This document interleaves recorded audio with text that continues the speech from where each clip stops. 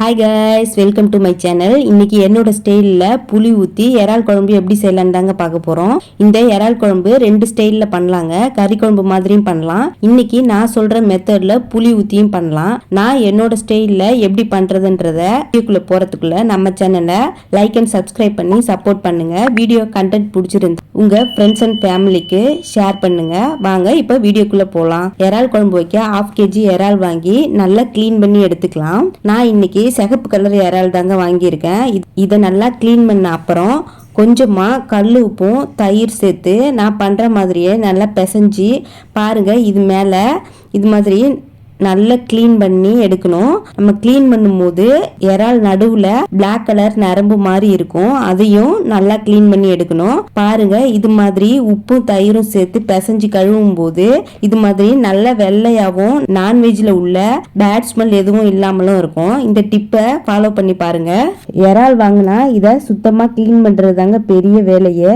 இப்போ சூப்பராக க்ளீன் பண்ணியாச்சு. இப்போ புளி ஊற வச்சுட்டு குழம்பு தாளிப்புக்கு ரெடி பண்ணிடலாம். ஸ்டவ் ஆன் பண்ணி ஒரு பாத்திரம் வச்சு சூடானதும் கொஞ்சம் தாராளமா ஆயில் விட்டுக்கலாம். இது கூட 1 ஸ்பூன் நல்லெண்ணையும் சேர்த்துக்கலாம்.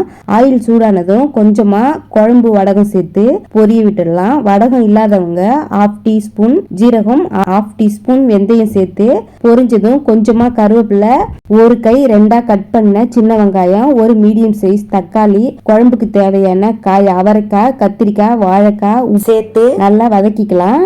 இது போடும்போது தாங்க அதிகமா இருக்க மாதிரி இருக்கும். எண்ணெயில ஃப்ரை பண்றதுனால காயெல்லாம் வதங்கி கிடைக்குங்க. இது கூடவே குழம்புக்கு தேவையான கல்லுப்பும் இது கூடவே சேர்த்துக்கலாங்க.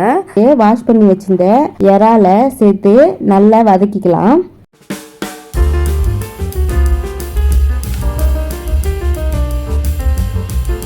இது வதங்குற டைமுக்குள்ள ஊற வச்ச புளியில கொஞ்சமா கருவேப்பிலை, 1/2 தக்காளி பழம் சேர்த்து நல்லா இது மாதிரி பிசைஞ்சு வடிகட்டி இதுலேயே 2 ஸ்பூன் மிளகாய் தூள் சேர்த்து நல்லா கரைச்சி எடுத்து வச்சுக்கலாம்.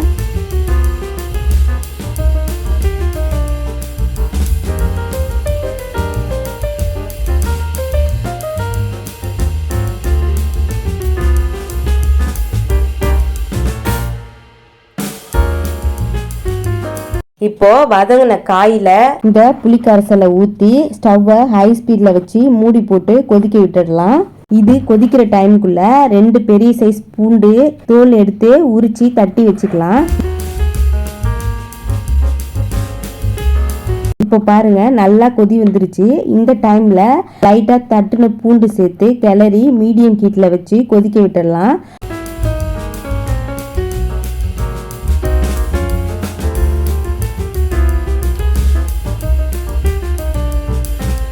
அதுக்குள்ள தொட்டுக்கைக்கு முருங்கைக்கீரை பொரியலும் ரெடி பண்ணி ஃபைனலாக கொஞ்சமாக தேங்காய் துருவல் சேர்த்து இறக்கினா கீரையும் ரெடி ஆயிடுச்சு.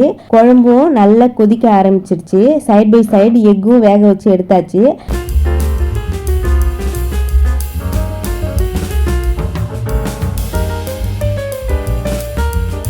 ஃபைனலாக குழம்புக்கு 1 கைப்பிடி பல்பல்லா உடைச்ச தேங்காய், 1/4 டீஸ்பூன் பெருஞ்சீரகம் சேர்த்து ஒரு பல்ஸ் கொடுத்து எடுத்து லைட்டாக தண்ணி ஊற்றி அரைச்சி எடுத்துக்கலாம். இப்போ பாருங்க, குழம்பு நல்லா கொதி வந்துருச்சு. இந்த இறால் குழம்பு கொஞ்சம் தண்ணியாக இருந்தால் தான் நல்லா இருக்கும். அதனால இந்த ஸ்டேஜில் அரைச்சி வச்ச தேங்காய் பால் இது கூட புழிஞ்சு ஊற்றிக்கலாம். தேங்காய் பால் ஊற்றி ரொம்ப நேரம் கொதிக்க விடக்கூடாது. ஒரு கொதி வந்ததும் இது மாதிரி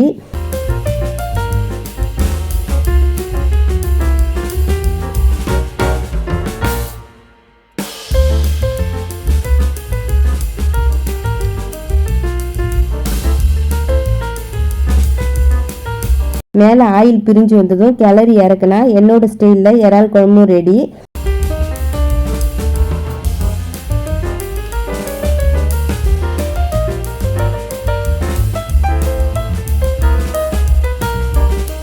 இப்போ லஞ்சுக்கு ஒயிட் ரைஸ், இறால் குழம்பு, கீரை, முட்டையும் ரெடி ஆயிடுச்சு. இது மாதிரி என்னோட ஸ்டைலில் ஒரு முறை இறால் குழம்பு வச்சு பாருங்க. இந்த குழம்ப கையில ஊத்தி குடிக்கலாம். அந்த அளவுக்கு நல்ல வாசனையாகவும் டேஸ்டியாகவும் இருக்கும். இந்த இறால் குழம்ப பார்க்கும்போது இல்லைங்க, நினைச்சாலே நல்ல டெம்டிங்கா பசி எடுக்க ஸ்டார்ட் ஆயிடும்.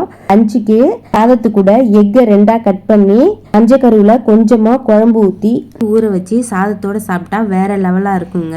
எங்களுக்கு ரொம்பவே பிடிக்கும். யாருக்கெல்லாம் இந்த காம்பினேஷன் பிடிக்கும்னு கமெண்ட்ல சொல்லுங்க. அப்படியே நம்ம சேனலை லைக் அண்ட் சப்ஸ்கிரைப் பண்ணி சப்போர்ட் பண்ணுங்க. இன்னொரு இன்ட்ரெஸ்டிங்கான வீடியோவில் மீட் பண்ணலாம்.